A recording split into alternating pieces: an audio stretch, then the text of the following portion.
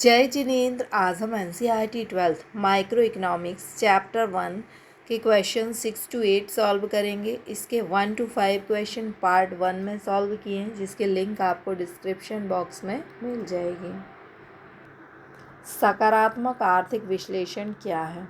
सकारात्मक आर्थिक विश्लेषण में हम क्या करते हैं कि वस्तु क्या है यह बताते हैं। सकारात्मक आर्थिक विश्लेषण क्या है से संबंधित है।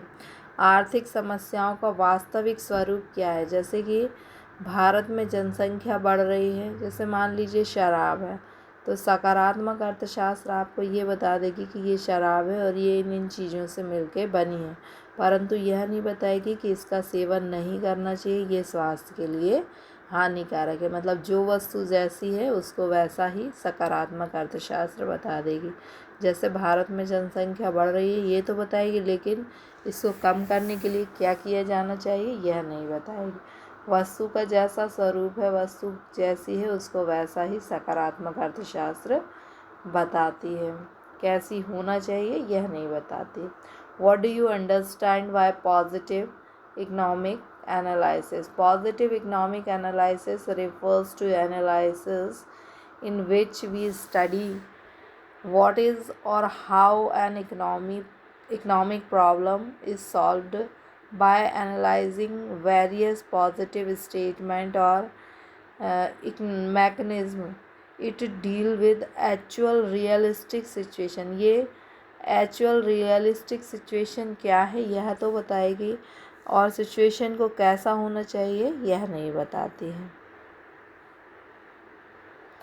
आदर्शक आर्थिक विश्लेषण से आप क्या समझते हैं? आदर्शक आर्थिक विश्लेषण क्या होना चाहिए से संबंधित है, अर्थात यह आर्थिक समस्या को कैसे हल किया जाना चाहिए यह बताती है। जैसे भारत में जनसंख्या को नियंत्रित किया जाना चाहिए, यह कौन बताएगा? आदर्शक। यानी आदर्शक आर्थिक विश्लेषण आपको यह बताएगी कि जो शराब है ये स्वास्थ्य के लिए हानिकारक है, इसलिए इसका सेवन नहीं करना चाहिए। मतलब ये किससे संबंधित है, क्या होना चाहिए से संबंधित है। What do you understand by normative economic analysis? Normative economic analysis refers to analysis in which we study whether a particular mechanism is desirable or not। मतलब जो भी पर्टिकुलर मैकेनिज्म है वो डिज़ायरेबल है या नहीं, ये कौन बताएगा? Normative economics.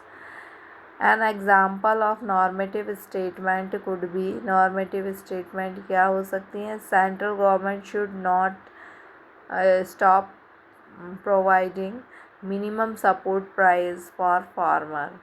मतलब सरकार जो है उसको फार्मर्स को मिनिमम सपोर्ट प्राइस प्रोवाइड नहीं कराना चाहिए। यानी ये जो नॉर्मेटिव इकोनॉमिक है ये व्हाट शुड बी इससे रिलेटेड है, व्हाट इज़ रियलिस्टिक सिचुएशन इससे रिलेटेड नहीं है, व्हाट शुड बी से रिलेटेड है नॉर्मेटिव इकोनॉमिक्स।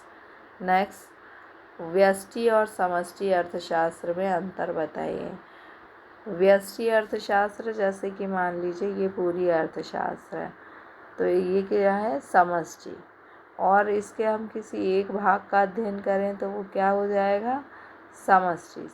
व्यष्टि व्यष्टि अर्थशास्त्र क्या करता है? संपूर्ण का नहीं बल्कि उसके किसी एक भाग का अध्ययन करता है। समष्टि जो है वो बड़ा है और व्यष्टि जो है वो क्या है? छोटा है। अध्ययन व्यष्टि अर्थशास्त्र में हम व्यक्तिगत स्तर मतलब एक एक छोटी छोटी इकाइयों का अध्ययन करते हैं, जबकि समष्टि अर्थशास्त्र में हम संपूर्ण अर्थव्यवस्था का एक साथ अध्ययन करते हैं।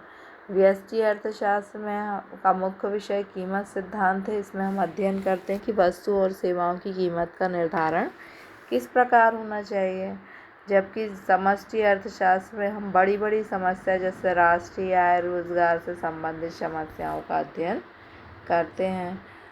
Difference between micro and macro economics study matter. Micro economics it is studies about individual unit. Micro economics individual units जो है उनको डील करती है।